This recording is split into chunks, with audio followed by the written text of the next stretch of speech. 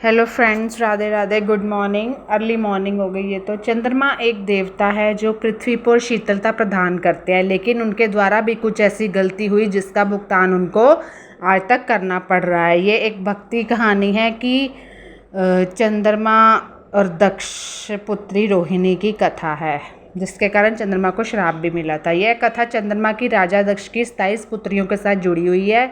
तब चंद्रमा को राजा दक्ष के द्वारा ऐसा श्राप मिला कि उनका तेज कृष्ण पक्ष में घटता जाता है। राजा दक्ष वही हैं जिनके एक पुत्री का नाम सती था। सती को महादेव की पत्नी होने का गौरव प्राप्त हुआ था। ये तो हम सबको पता है महादेव के बारे में, ठीक है। लेकिन अपने पिता के द्वारा शिव का अपमान करने पर उन्होंने आत्मदाह कर लिया था। उन्हीं राजा दक्ष की 27 पुत्रियों का विवाह चंद्रमा के साथ हुआ था। चंद्रमा के साथ जब उनका विवाह हुआ था तो इसमें बताया कि एक दिन चंद्रदेव यूं ही विचरण के लिए निकले, तब उनकी नज़र राजा दक्ष की पुत्री, बड़ी पुत्री रोहिणी पर पड़ी थी कि उनको रोहिणी जो थी वो पसंद आने लगी थी। जो ये चंद्रदेव जी थे, उनको देखते ही चंद्रमा का मन रोहिणी पर आसक्त हो गया। दूसरी ओर चंद्रमा के तेज और सुंदरता को देखकर वहां खड़ी राजा दक्ष की जो 27 पुत्रियों का मन भी उन पर आ गया था। तो लेकिन जब उनका 27 पुत्रियों का मन उन पर आ गया, लेकिन चंद्रदेव का मन रोहिणी पर ही आया था। जब चंद्रदेव को भी इस बात का ज्ञान हुआ कि रोहिणी और उसकी अन्य बहनें भी उनसे प्रेम से आ सकता है, तो वह बिना देरी किए राजा दक्ष के पास उनकी 27 पुत्रियों का विवाह का प्रस्ताव लेकर उनके सामने चले गए, राजा दक्ष के सामने। राजा दक्ष यह देखकर आश्चर्यचकित रह गए, लेकिन जब उन्हें अपनी पुत्रियों की इच्छा का भी पता चला तो उन्होंने उन्हें बहुत समझाया पुत्रियों को, लेकिन वो नहीं मानी। और दक्ष के समझाने के बाद भी जब उनकी पुत्रियां ने चंद्रमा से विवाह करवाने को कहा तो दक्ष ने भी हामी भर दी। इसके बाद चंद्रदेव का राजा दक्ष की 27 पुत्रियों के साथ विवाह संस्कार करवा दिया गया। तो उसके बाद सभी 27 पुत्रियां चंद्रदेव के साथ चंद्रलोक के लिए चली गई, लेकिन उनका जो असक्त प्रेम था, या जो कह लो जो आकर्षण था, वो रोहिणी की तरफ, बड़ी पुत्री रोहिणी की तरफ ज़्यादा था।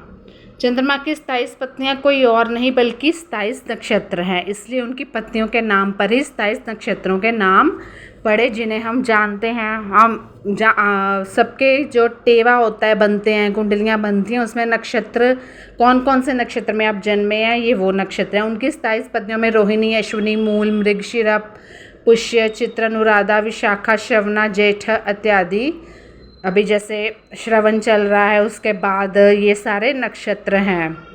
चंद्रदेव राजा दक्ष की 27 पुत्रियों में सबसे बड़ी पुत्री रोहिणी से ही सबसे ज़्यादा प्रेम किया करते थे। इसी कारण वे अपना ज़्यादातर समय उसी के साथ ही बिताया करते थे, क्योंकि उसको ही वो पसंद करते थे।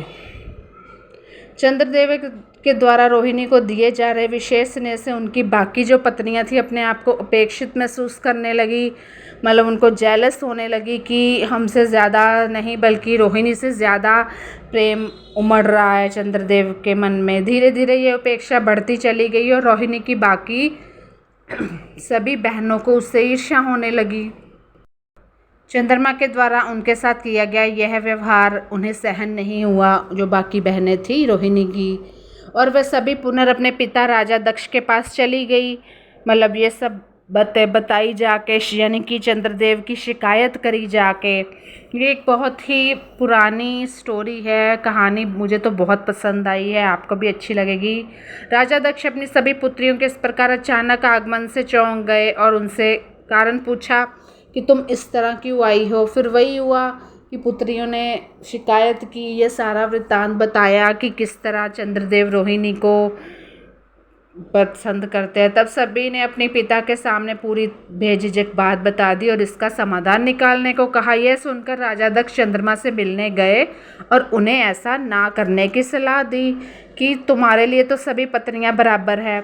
चंद्रमा ने दक्ष की बातों को ध्यानपूर्वक सुना और आगे से ऐसा ना करने को कहा, लेकिन फिर भी उन्होंने रोहिणी के प्रति अपने विशेष स्नेह को नहीं छोड़ा।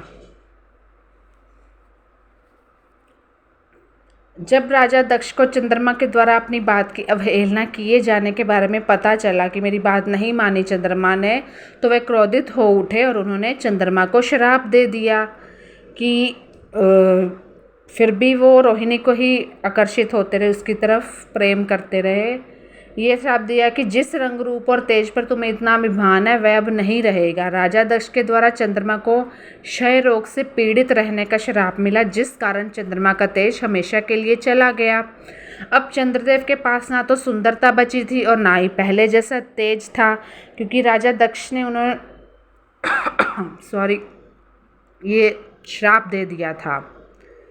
तो इस श्राप के कारण क्या हुआ था, जब बाकी देवी देवताओं को राजा दक्ष के चंद्रदेव को दिए गए श्राप का ज्ञान हुआ तो उन्हें चिंता होने लगी कि क्षय रोग जो दे दिया राजा दक्ष ने चंद्रदेव को, उससे क्या होगा। इतनी चिंता सताने लगी कि बिना चंद्रदेव के तेज के पृथ्वी पर संकट उत्पन्न हो जाता। इसलिए वे सभी भगवान ब्रह्मा के पास गए और इसका कुछ उपाय बताने को कहा कि धरती पर तो पूरा अंधेरा, धरतीवासियों को चंद्रदेव की छाया नसीब नहीं होगी।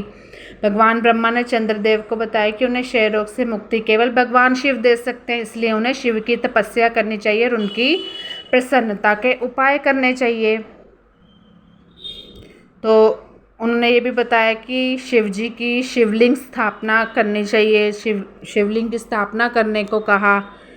लेकिन ये सब जब हो रहा था तो वो हम जैसे कहते हैं कि हम किसी संकट में हो तो हमारा ईश्वर ही मदद करता है।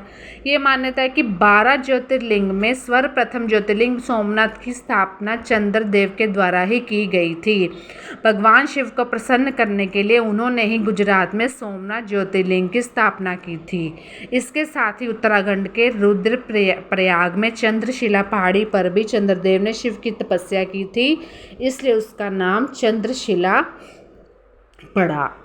अभी मुझे आप सब प्लीज़ कमेंट करके ज़रूर, अगर आपको कोई स्टोरी और अच्छी सी चाहिए मुझे बताइएगा ज़रूर। चंद्रमा की भक्ति और पश्चाताप देखकर भोलेनाथ प्रसन्न हो गए और उन्होंने चंद्रमा को दर्शन दिए। उन्होंने चंद्रमा से कहा कि चूंकि वह राजा दक्ष के द्वारा पूरे श्राप को तो पूर्णतः विफल नहीं कर पाएंगे, लेकिन वह इसके प्रभाव को अवश्य ही कम कर सकते हैं। इसलिए उन्होंने चंद्रमा के तेज को 15 दिन घटने और 15 दिन बढ़ने का आशीर्वाद दिया और क्षय रोग के प्रभाव से मुक्ति दिलाई।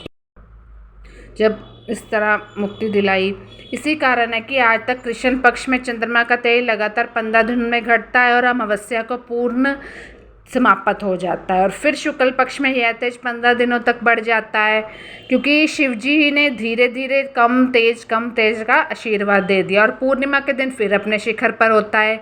इसके साथ ही भगवान शिव ने चंद्रमा को अपनी जटाओं में धारण कर उनके मान सम्मान में वृद्धि की। एक कथा वो भी है कि गंगा उनके सिर पे कैसे, वो भी मैं आपके साथ शेयर करूंगी। उसके बाद से ही भगवान शिव हमेशा अपनी जटाओं में माँ गंगा के साथ साथ चंद्रदेव को भी धारण किए रहते हैं। आई होप आपको ये स्टोरी अच्छी लगेगी। मुझे तो बहुत पसंद आई, मुझे ऐसे ही याद हो गई। और आपका धन्यवाद, आपका दिन खुशियों भरा रहे। Bye bye.